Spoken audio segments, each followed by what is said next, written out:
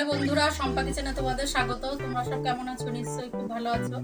আমরাও সবাই ভালো আছি। তো চলো, আজকে তোমাদের জন্য একটা রেসিপি নিয়ে এসেছি পার্শে মাছের।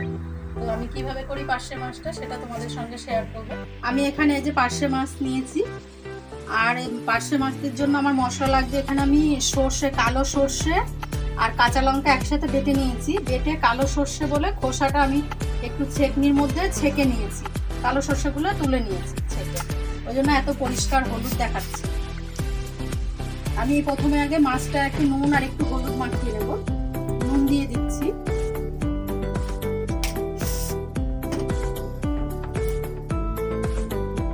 আর দিচ্ছি অল্প করে হলুদ। আগে একটু মাছটা নুন হলুদটা মাখিয়ে নেব।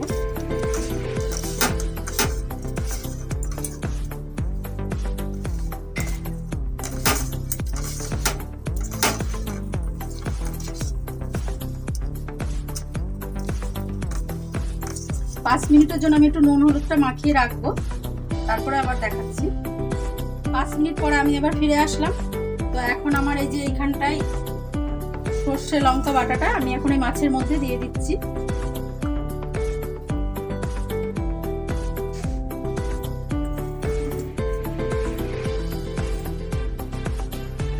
নুন হলুদ আমি আগেই দিয়েছি, আর দেব না। জল দিয়ে একটু গুলে মানে বের করে নিয়েছি তো সর্ষের কাইটা, ওই জন্য একটু পাতলা পাতলা দেখাচ্ছে। আমি শুধু এখানে কালো সর্ষে দিয়েছি, সাদা সর্ষে দিইনি, পোস্তও দিইনি। এর মধ্যে আমি এবার দিয়ে দেবো সর্ষের তেল।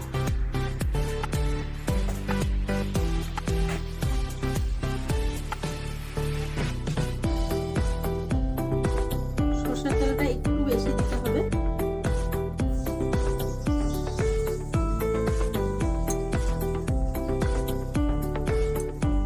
আমি বানাবো পার্শে মাছের ভাপা। আমি কড়াইয়ে করবো ভাপাটা। এখন আমি মাছগুলো কড়াইয়ের মধ্যে সাজিয়ে দেব। আমি আগে একটু সর্ষে বাটার মানে ঝোলটা একটুখানি দিয়ে দিয়েছি, কারণ কড়াইটা গরমও হয়ে গেছে, আগে বসিয়েছি বলে। তো মাছগুলো এখন আমি সাজিয়ে দিচ্ছি। খুব ভালো লাগে এইভাবে রান্না করলে, খুব টেস্ট হয়।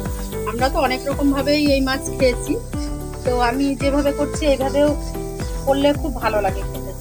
আমি এখন এই সর্ষে বাটা জলটা পুরো দিয়ে দিচ্ছি।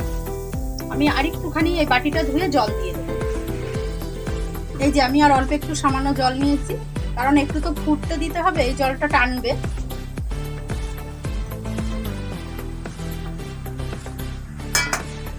এবার আমি ঢাকা দিয়ে দেবো, আর গ্যাসটা একদম মানে মিডিয়াম করে দেবো।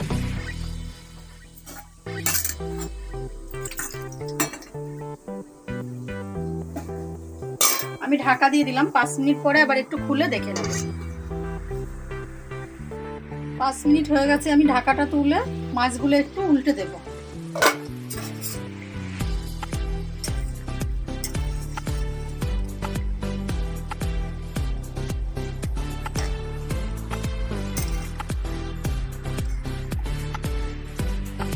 মাছগুলো আমি আস্তে আস্তে উল্টে দিচ্ছি।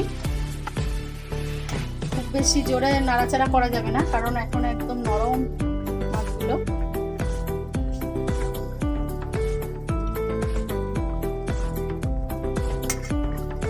তো আমি আবার ঢাকা দিয়ে দেব। আমি এখানে কাঁচা লঙ্কা বাটা দিয়েছি বলে ওই জন্য গোটা লঙ্কা দিইনি, তো আমি একটা কাঁচা লঙ্কা দিয়ে দিচ্ছি। আর একটু অল্প সামান্য একটু হলেই নামিয়ে নেব। আর বেশি সময় লাগবে না, বেশিক্ষণ লাগেও না এই মাছ হতে। আমি ঢাকাটা খুলে দেবো। মাছটা আমার রান্না হয়ে গেছে। গ্যাসটা বন্ধ করে দিলাম।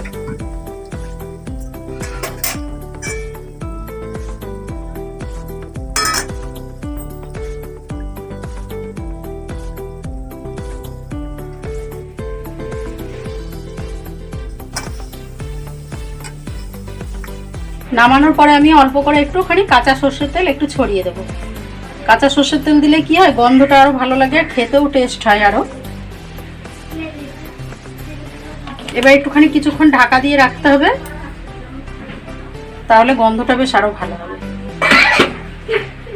পার্শে মাছের রেসিপিটা আমার পুরো তৈরি হয়ে গেছে। আমি যেভাবে মাছটা মানে কড়াইতে ভাপা করলাম, আপনারা সেরকমভাবে না করে অনেকে হয়তো টিফিন বাটির মধ্যেও এরকমভাবে ভাপা করতে পারেন, আবার কলা পাতাতেও করতে পারেন।